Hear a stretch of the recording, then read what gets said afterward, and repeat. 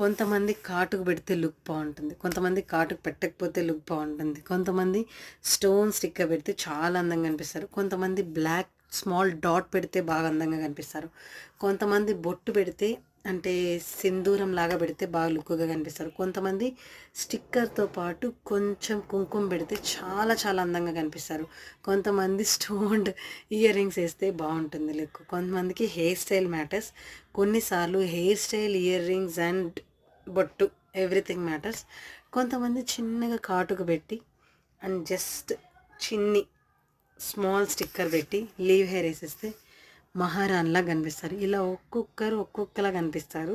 So మీకు ఏది suit అవుతుందో కొంచెం కొంచెంగా తెలుసుకోండి, టైం పడుతుంది, బట్ త్వరలోనే అందంగా కనిపిస్తారు. ఓకే, ఫాలో అయిపోండి.